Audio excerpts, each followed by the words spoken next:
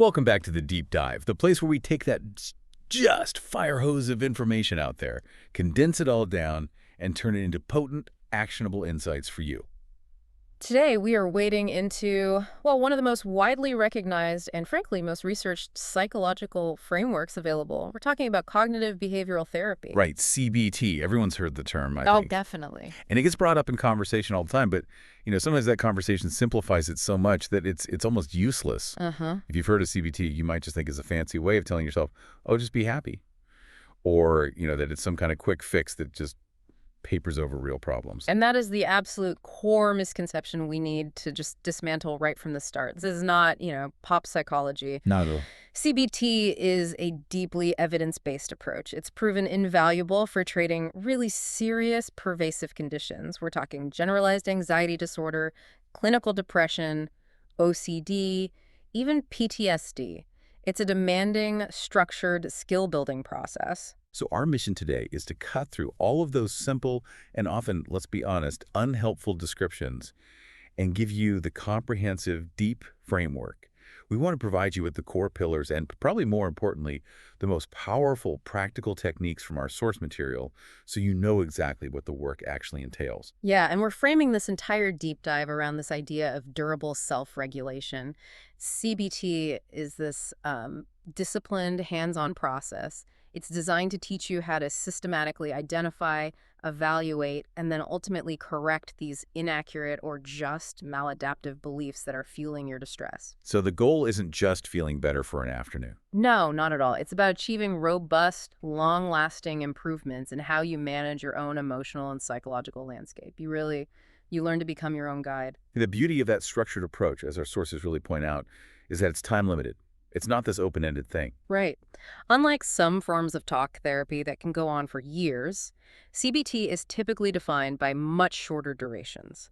I mean, sometimes as few as 8 to 20 weekly sessions, coupled with diligent homework and application, can lead to those really long-lasting positive changes. That efficiency is a huge draw for a lot of people. Okay, let's unpack this. To really get the toolkit, we have to start with the foundational model, what CBT actually is. And it's defined by this relationship between three components that are just constantly interacting. Right. So when we talk about CBT, we're talking about a kind of psychotherapeutic treatment that is intentionally goal-oriented and problem-focused. Its whole purpose is to equip you with the tools to change these destructive patterns of thought that have these really undesirable, measurable effects on your emotions and your behavior. And it all rests on three kind of foundational propositions that make it different from other approaches. Correct. So the first is that our thoughts, our cognitive activity, they profoundly influence our behavior. That's the causality loop right there. Thought causes action. In a way, yes. Second, and this is the big one, this is the realization that gives you all the leverage, is that we have the capacity to observe, to analyze, and to adjust those thought patterns. You aren't just slaves to them. We are not slaves to them. And third, changing how we think can and will directly lead to desired behavioral and emotional changes. Every single intervention we're going to talk about today shares that underlying idea that cognition, your thoughts, influences your feelings and actions, and that cognition can be altered. And to visualize this, I know therapists often use what's called the CBT triangle or the cognitive behavioral triad. That's the one. So if you picture a triangle, you've got thoughts at the top point, then feelings or effect on one of the bottom corners and behaviors on the other. And they're all connected in this continuous feedback loop. Think of it like a carefully balanced ecosystem. An event happens in the world, and our interpretation of it, the thought, is that first primary lens. Let's use the sources example. A thought pops in, I always fail. That interpretation immediately triggers an unpleasant emotion. Let's say severe hopelessness or sadness. Right. This emotional state then dictates how we act. We might avoid filling out a job application, we might cancel a date, or just withdraw from a challenging task at work entirely. That's the maladaptive behavior. And here's where that vicious cycle just snaps shut, right? Closes the circuit and cements the reality. Exactly. The behavioral withdrawal, the avoidance, it then reinforces the original negative thought. Yeah. If I back away from the task, well, I've failed to complete it. So my initial thought, I always fail, is now in my mind empirically confirmed by my behavior. It becomes a self-fulfilling prophecy. It absolutely does. And the clinical utility of that triangle is that it deconstructs what feels like this complex, overwhelming emotional experience into three, discrete, manageable units. By identifying that specific chain, thought, feeling, behavior, we know exactly where we can intervene. This brings us to the first really core debate question in this deep dive. Can you change how you feel without changing your thoughts? Because it Very sounds like if thoughts are the origin point, we should always start there, shouldn't we? That is a fantastic question, and the definitive answer, according to the complete CBT model, is yes, you absolutely can. The power of CBT is in its strategic flexibility. Oh, interesting. Yeah, so while the cognitive restructuring techniques, which we'll definitely get into, focus on challenging thoughts, its effectiveness is proven because you can break that loop at any point on the triangle. So I don't necessarily have to win the internal debate with myself before I feel motivated enough to do something. Exactly that. You can intervene at the thought node, which is classic cognitive therapy. But, and this is a huge but, you can also intervene at the behavior node. As we'll dive into later with behavioral activation for depression and exposure therapy for anxiety, changing your behavior first, forcing a desired action despite the negative thought and emotion, can be an incredibly powerful way to disrupt that cycle. It challenges the assumption that emotional change has to come before action. Both are powerful entry points, and honestly, often the behavioral intervention provides faster relief. That structural insight leads us perfectly to the most, I guess, insidious part of the loop.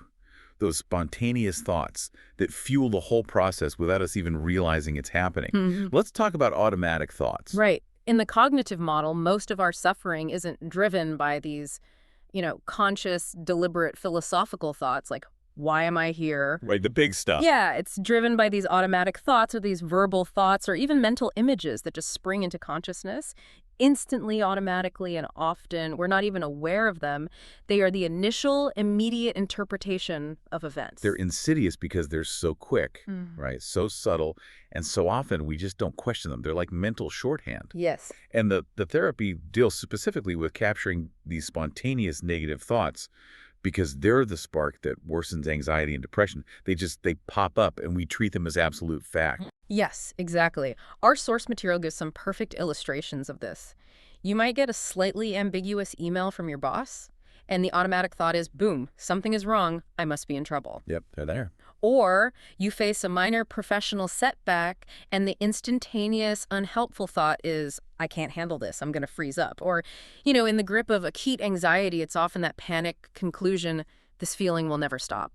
They're instantaneous judgments. They are not reflective assessments. This raises a really profound psychological debate that I think a lot of people wrestle with. If a thought just appears automatically, a product of my brain's wiring, without my consent or conscious effort, Yeah. am I actually responsible for it? Yeah. How could I be held accountable for a thought I didn't even choose to have? And this is the crucial CBT insight. This is the distinction that provides all the psychological leverage you need to make a change. It's subtle, but it is so powerful. Yeah. You do not choose the automatic thought that pops into your head. That thought is a symptom. It's a product of deeper schemas or underlying beliefs that have been laid down over a lifetime.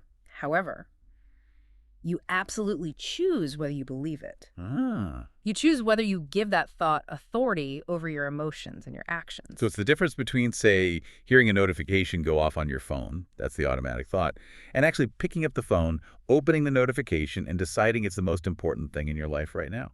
That is a wonderful analogy. That's perfect. So many people mistake the mere presence of a thought for its factual truth. CBT teaches you to observe the thought, there is a thought telling me I'm a failure, rather than adopting it. I am a failure. And that must be why the very first tools in CBT are all about identification and awareness. You can't challenge what you don't notice. You can't. You need a mechanism to slow down that instantaneous reaction. So how do you do that in the moment? Well, a T technique mentioned in our sources for a real-time capture of these thoughts is the S-P technique.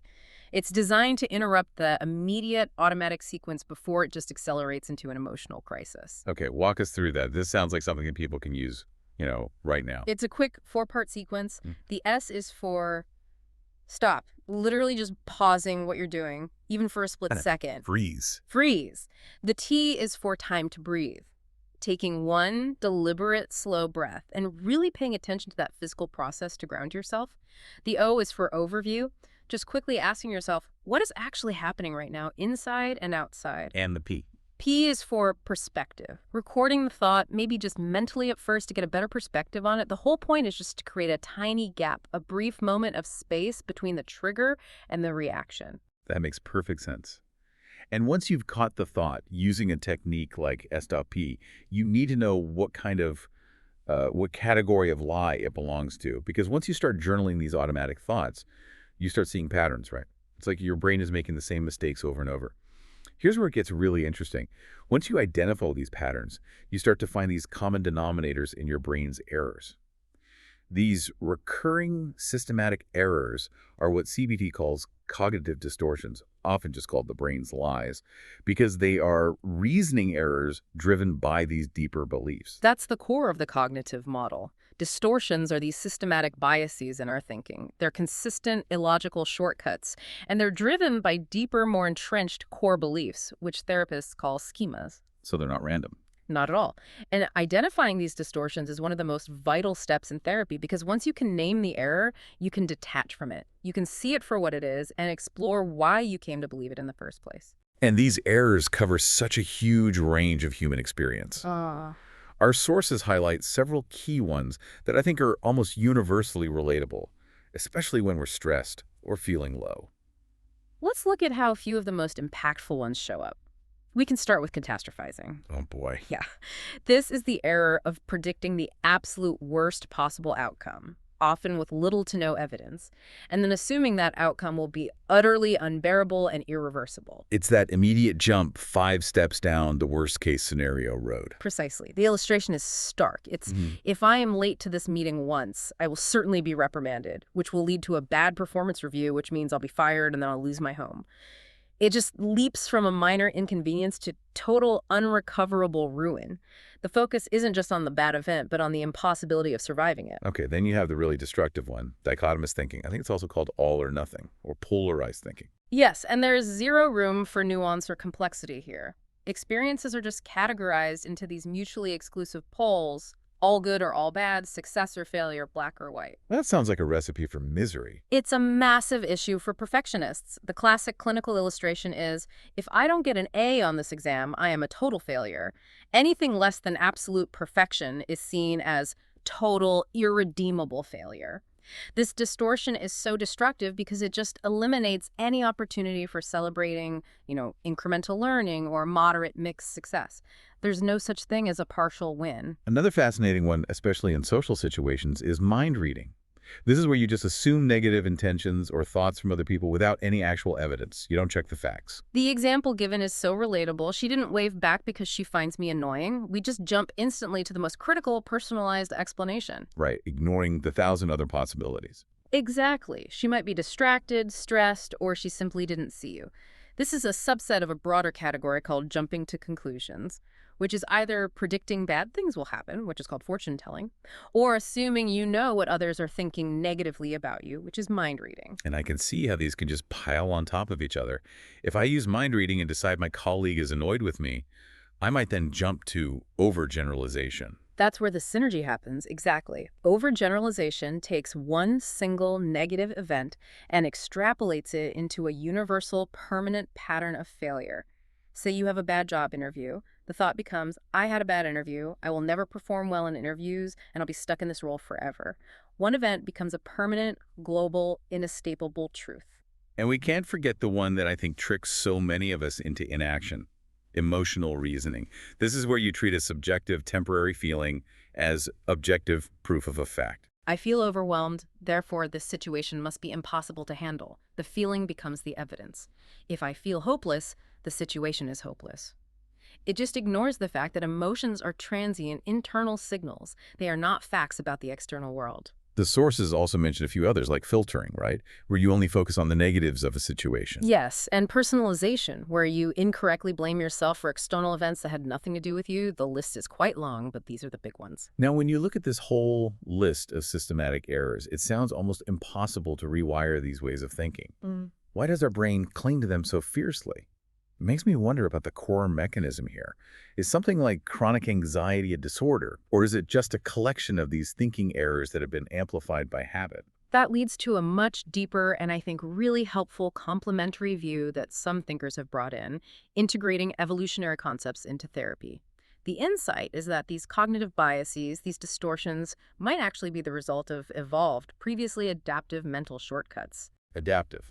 How could catastrophizing be adaptive? Well, these heuristics were optimized for survival, not for happiness or for accuracy in a modern world. So my anxious brain is just running on a primitive, better safe than sorry operating system, even when I'm just sitting safely at my desk. Precisely. Our brains evolved a highly sensitive threat detection system. If you're an early human, jumping to the conclusion that a rustle in the grass is a predator, even if it's just the wind, gives you a massive speed advantage for survival. Right? Because if you're wrong, you just look a little jumpy. If you're right and you ignore it, you're lunch. Exactly. Jumping to conclusions, overgeneralizing, all or nothing thinking, these are categorical, quick ways to evaluate a situation. And that confers a survival advantage in high stakes, uncertain moments. The cost of a false positive thinking there's danger when there isn't is low. The cost of a false negative is fatal. So our brain defaults to the quickest, safest categorization. That perspective is actually really helpful because it removes a layer of shame, doesn't it? It does. It tells you it's not your fault you have a tricky brain that's designed for survival instead of happiness. Which sets up the work beautifully. There's this profound power phrase that I think summarizes this whole section.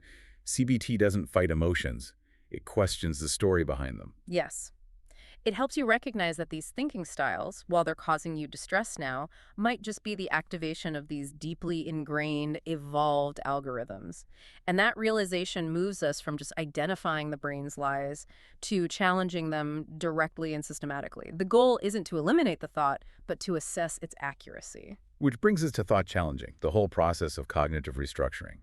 And we had to clarify a really important distinction here because this is where CBT gets mischaracterized all the time. Cognitive restructuring is not the same as thought replacement or just, forced positive thinking. This is absolutely vital for the listener to get. So many critics of CBT assume it just means substituting a negative thought with a relentlessly positive one, like saying, I am amazing, when you feel absolutely dreadful. Which just feels fake. Yeah. It feels inauthentic, and it's often completely ineffective because your brain knows you're lying to it. The goal of cognitive restructuring is realism. It's to explore the unhelpful thought using actual data and to reframe reality based on verifiable, balanced evidence. The emphasis is always on accuracy and balance, never on minimizing genuine threats or problems. Our source material gives a really compelling comparison on this. It does. If the unhelpful catastrophizing thought is, I'm going to fail this difficult project and my career will be over, the unhelpful positive thinking replacement is not, everything's fine, I'll ace this easily, I am the best. Because that just denies reality. Right. The balanced, helpful replacement is something more like, I'm uncomfortable and this is a difficult project, but I am not in danger. I have successfully completed hard tasks before, I have resources I can use, and even if this project goes poorly, I will survive, I'll learn from it, and I'll try again. And that feels profoundly more calming because it respects the discomfort while denying the catastrophic prediction. It feels true. It does. And the primary tool for this kind of reality check is the structured thought record worksheet. This is where the detective work happens. It really is the backbone of cognitive therapy. So detail that process for us. It's systematic, but I imagine it feels very demanding when you're already in a state of distress. It is a systematic, multi-column process that forces you to move step by step away from the emotional heat of the limbic system and into the more rational prefrontal cortex. You start by identifying the situation or the trigger. Okay. Then you write down your initial reaction, which includes the emotion anxiety, shame, anger, and its intensity, which you rate on a scale from 0 to 100. Then you have to capture the negative automatic thought, right? The hot thought. The hot thought, exactly. Yeah. The one that's causing the most distress and has the highest belief rating, again, 0 to 100. And then the real work begins. This is the hard part. This is the hardest part. You must systematically list both the supporting evidence for the hot thought and, crucially, the opposing evidence against the hot thought. And when your emotional brain is screaming, the natural tendency is to only see the supporting evidence. The worksheet forces you to look for contrary facts. Wait, okay, that's where the friction must come in. If someone is deep in shame or self-criticism, listing the opposing evidence must feel nearly impossible. How do the sources suggest you overcome that kind of inertia? That is the precise challenge, and the worksheets provide the scaffolding you need. They don't just ask, What's the opposing evidence? They prompt you with these externalized questions to break that cycle of self-criticism. For instance, it might ask, have I confused a thought with a fact? Oh, that's a good one. Or what would I tell a close friend if they had this exact same thought? That's a critical one. Or if I was not feeling so low or anxious right now, would I see the situation differently? This process externalizes the problem and allows you to find evidence against the hot thought. It leverages that idea that we are often so much kinder and more rational toward other people than we are toward ourselves. Absolutely. The final step is using all of that contradictory evidence to formulate a balanced alternative thought, a more helpful, evidence-based, and realistic way of thinking. And then you re-rate the resulting emotion's intensity from 0 to 100. The belief in the original thought should drop, and the emotional intensity should drop right along with it. Which brings us back to that debate point we raised. Is realism more calming than forced positivity? The evidence strongly suggests realism wins every single time because it's credible. Forced positivity is easily refuted by the facts of reality, and it often leads to feelings of inauthenticity and even failure. But when you challenge a hot thought using empirical evidence, listing the pros and cons, the supporting and opposing facts as the thought record demands, you systematically reduce the belief you have in that hot thought. That objective, reasoned approach is what reduces the authority of your internal destructive narrative. And that is profoundly more calming than just ignoring the problem with platitudes. We spent a lot of time on the cognitive side of CBT, the C. But the real power of this therapy is also in the B, the behavioral. So let's shift gears to this transformative idea that action can change your mood before your thoughts even get a chance to catch up. This is such a critical principle, particularly because it addresses the core symptom of depression, which is that inertia and avoidance. While cognitive restructuring is highly effective for anxiety, behavioral activation, or BA, is often considered the treatment of choice for clinical depression, and it operates on a very counterintuitive premise. The insight being that motivation doesn't just magically appear before you act. Exactly. The key insight that you need to tattoo on your brain is motivation follows action. Not the other way around. Never the other way around. This runs completely counter to the typical depressive experience. A person feels low, so they wait. They wait for motivation to strike before they do anything productive or enjoyable. But the withdrawal, the decreased activity, avoiding social interaction, getting stuck in bed or on the couch, that is the very thing that fuels the depression. So it's another one of these vicious cycles. Low mood leads to less activity, and less activity reduces the chances for any kind of positive reinforcement or reward, which then just lowers the mood even further. Yes, and BA's mission is to forcefully interrupt that cycle. It works by systematically re-engaging the individual with their environment to restore that natural flow of rewards.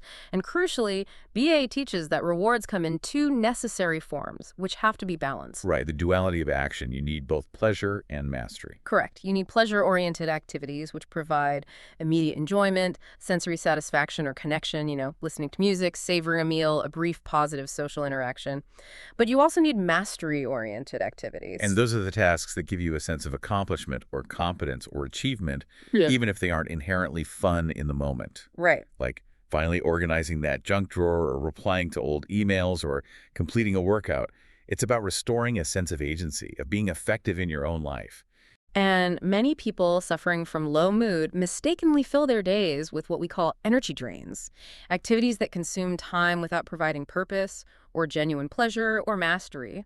Scrolling. Endless scrolling on social media, passive media consumption, excessive sleeping. BA pulls the individual out of those drains and back into genuinely productive and rewarding activities. Okay, that sounds really demanding. I have to push back a bit here for the listener who's feeling overwhelmed. How does one actually do this, especially when they feel zero motivation? I mean, if I can barely get out of bed, how am I supposed to schedule mastery activities? That is the critical challenge, and the answer is the structured 5-step protocol. It is designed to bypass the need for motivation entirely. Step 1 is behavioral monitoring. For a week, you just log all your daily activities and you rate each activity for your mood, pleasure, and mastery on a 0 to 10 scale. And this creates a factual energy map of where your time and energy are actually going. Precisely. Step 2, you review that map and you start the identification of energy drains. You pinpoint the activities that are consuming a lot of time but are low in both pleasure and mastery, and you target them for limitation or elimination. So if 2 hours of watching TD reruns registers a 1 on the mastery scale and a 2 on pleasure, that's a prime target for replacement. That's a perfect target. Step 3 is strategic brainstorming. You list every potential pleasure and mastery activity you can think of, ranging from a tiny 5-minute task like making a cup of tea to larger projects like filing your taxes. The list has to be comprehensive. And step 4 is the most critical intervention for bypassing that lack of motivation. Yes, it's activity scheduling. You proactively place these selected activities onto a calendar. You commit to the time, the day, the duration. The activity needs to be pre-committed, which takes the decision out of the moment of low mood. You have to follow the schedule, not your feelings. It's forcing the behavior and trusting that the mood will eventually catch up to the action. And step 5 is just execution and reevaluation. You follow the schedule, regardless of whether you feel like it. You track the resulting pleasure and mastery ratings, which, by the way, often surprise people by being higher than they expected. And then you refine the plan for the next week. It's hard because you are working against the biological urge to avoid activity. But by forcing the behavioral change first, the cognitive and emotional states eventually adapt to that new reality. Which brings us to the core debate of this section. Should we wait to feel better before we act, or should we act in order to feel better? The fundamental insight of CBT, reinforced by all the sources on BA, is you must act to feel better. If you wait for motivation to find you, you will stay stuck in the negative cycle. Action, especially mastery and pleasure activities, creates structure. It provides genuine external reward, and it disrupts the avoidance pattern. It breaks the circuit. As the sources state so clearly, motivation follows action. Okay, so moving from the battle against withdrawal and depression, we shift to the battle against avoidance and anxiety. We're talking about exposure therapy, which is, I think, maybe the most misunderstood and intimidating behavioral tool in the entire CBT arsenal. It's definitely the one that sounds the scariest, Yeah. but exposure is the primary intervention for anxiety disorders, for phobias, for OCD patterns, because it addresses that emotional surge directly by using behavior. And the high-impact debate point here is simple, but it is devastatingly true. Avoidance feeds anxiety. Absolutely. Think of avoidance as the ultimate safety behavior. When you avoid a feared object or situation, let's say giving a presentation, that avoidance provides intense, immediate short-term relief. You feel safe. For a moment. For a moment, but that short-term relief is long-term anxiety fuel. The avoidance behavior sends this powerful false message to your nervous system. It says, the scary story was true and I was only saved because I fled or avoided. This prevents you from ever gathering any corrective evidence against the fear. So avoidance literally trains your brain that the world is dangerous and that you are incapable of coping with it. Exactly. Exposure interrupts this faulty learning process. It's based on a biological principle called habituation, the natural, predictable reduction in fear response that occurs when you remain in the presence of the feared stimulus without fleeing or engaging in those safety behaviors. You are teaching your nervous system, factually and biologically, I survived this event and the catastrophe I predicted did not occur. That sounds really intense. We need to be crystal clear that this is not trauma dumping. I think a lot of people worry that exposure therapy means being thrown into the deep end of their worst fear. It is explicitly the opposite of that. It is a graded approach. It is a gradual, systematic nervous system learning process. You never, ever start with the hardest thing. The critical tool used here is the exposure hierarchy, which is often called a fear ladder. How does that hierarchy work technically to make sure it's gradual and safe? You start by listing maybe 10 to 15 feared tasks or situations specific to your anxiety. It could be public speaking, touching a doorknob, riding an elevator. Then you rate each of those scenarios using the subjective units of distress scale, or SUDS, from 0, which is no anxiety, to 100, which is peak panic. And then you just start at the very bottom, right? The least distressing run on the ladder, maybe something that's a SUDS score of 15 or 20? Correct. You work sequentially, starting with the lowest rated step, and you repeat that specific exposure until the SCDS score drops significantly, ideally by at least 50%. And it does so consistently. So if you start at a 20, you must stay in that exposure situation until your distress consistently drops to a 10 or less. So the requirement is that you prove to your nervous system that you can tolerate the fear and that your body can relax naturally before you even think about moving on to the next, slightly harder step. Precisely. This gradual process ensures you are mastering the fear and conditioning a relaxation response, rather than overwhelming yourself and reinforcing the belief that the situation is unbearable. It's all about building momentum and building trust in your own ability to cope. So the core debate that exposure forces us to confront is, does comfort keep anxiety alive? Comfort in the form of avoidance absolutely does. It reinforces the cycle. The gentle but persistent application of graded exposure proves to the nervous system that the feared outcome is not guaranteed, and that the discomfort, while it's intense at first, is temporary and it is survivable. The goal is to maximize the time you spend challenging those avoidance behaviors. Now, speaking of the nervous system, CBT sometimes gets a bad rap for being purely heady, all thoughts, logic, worksheets. But modern approaches really emphasize the body and the nervous system directly. After all, you can't reason with a nervous system that is in the state of acute panic. That is such a crucial modern angle that addresses the physiological side of anxiety. When someone is in acute distress, panic, or overwhelming anxiety, the primitive brain, the amygdala, is hijacked. The reasoning part of your brain is offline. Right. So grounding techniques are necessary first aid tools for managing that acute distress. They allow you to redirect your brain away from those catastrophic internal thoughts and back to external present sensory data. The brain needs a physical anchor to pull it out of that internal storm. Exactly. And the classic and most effective technique for this is the 5-4-3-2-1 sensory engagement model. It uses all 5 of your senses to systematically interrupt the anxiety spiral by forcing you to deliberately identify 5 things you can see, 4 things you can touch, and so on. You force your brain to engage the sensory cortex, which requires processing power that cannot simultaneously be dedicated to those catastrophic internal thought loops. Okay, let's detail that for the listener who needs an immediate, on-the-spot tool for when that overwhelming emotion arises. If you feel yourself spiraling, immediately force yourself to name 5 things you can see in your immediate environment. Focus on specific details, the color, the texture, Okay. then 4 things you can touch. Really notice the physical sensations like the weight of your body in the chair, the texture of your clothes on your skin, or the firmness of the ground beneath your feet. That's free. 3 things you can hear: the hum of the air conditioner, distant traffic, even just the sound of your own breath. Then 2 things you can smell: coffee, soap, or just the air itself.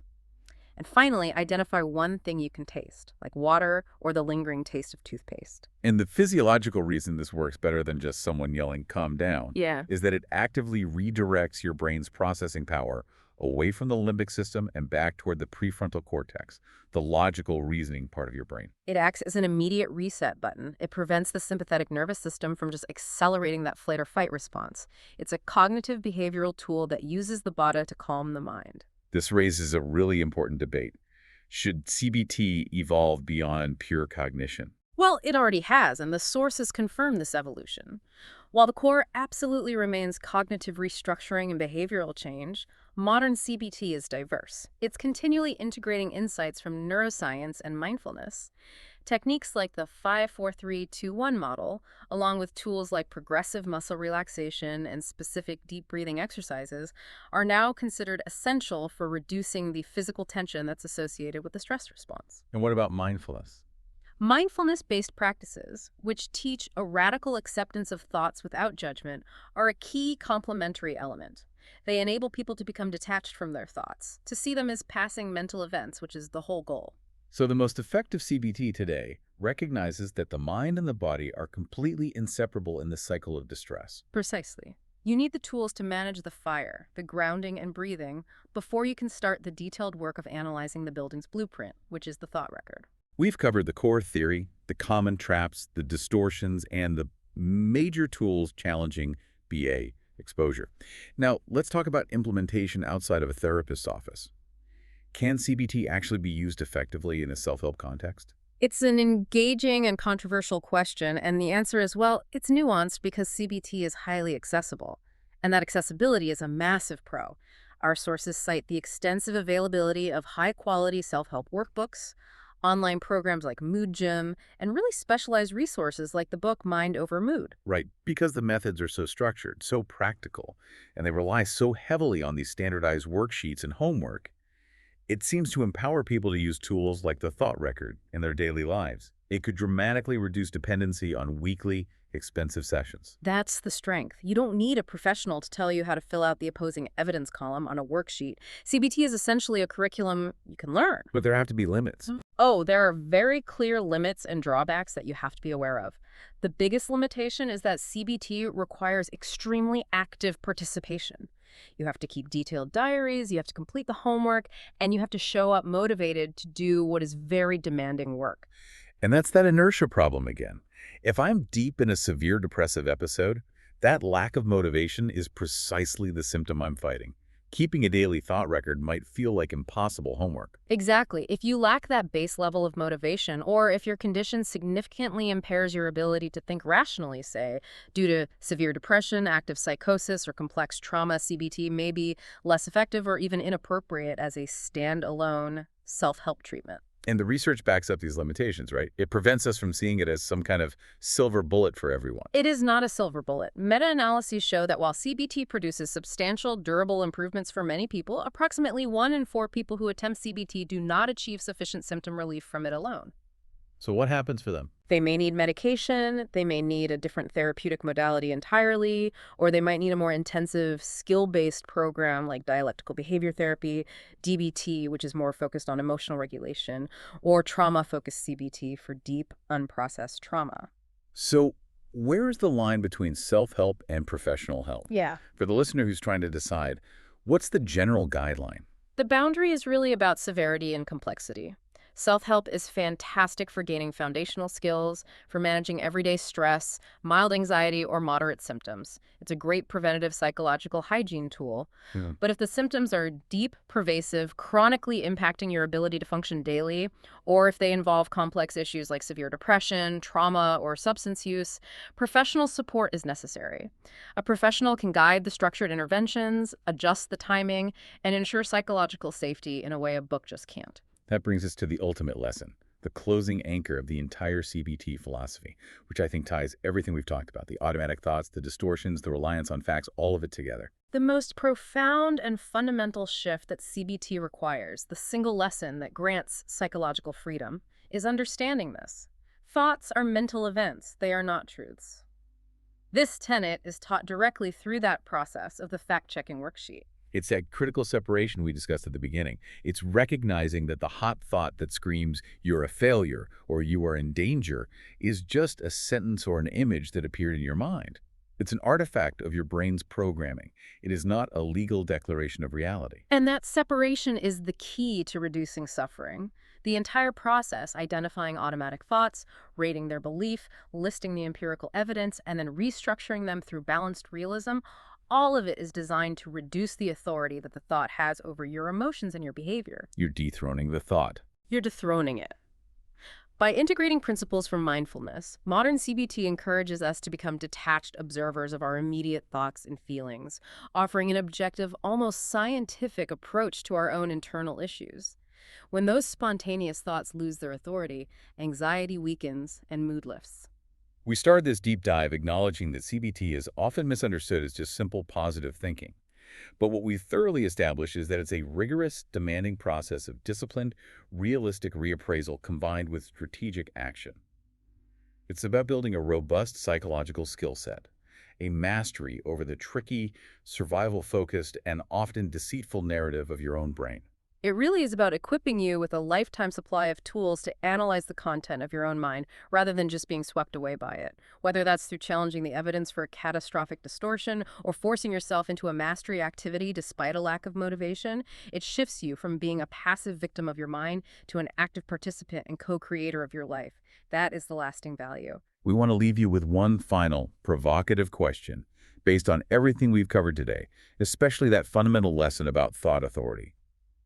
What would change in your life, starting right now, if you simply stopped obeying every single thought you had? The key to internal freedom in CBT, as with any skill, is execution and consistency. Don't just absorb this information. The next time you feel an overwhelming emotion, even a minor one, start small. Try the 5-4-3-2-1 technique or use the stop P method to capture one unhelpful thought, rate its belief intensity, and just ask yourself, what is the real measurable evidence that supports this thought? Find one small pleasure or mastery activity to schedule for tomorrow, regardless of how you anticipate feeling when you wake up. Just commit to the action and let the motivation follow. This is the skill set that empowers you to keep learning and keep growing your capacity for resilience. Thank you so much for joining us for this deep dive into cognitive behavioral therapy. We'll see you next time.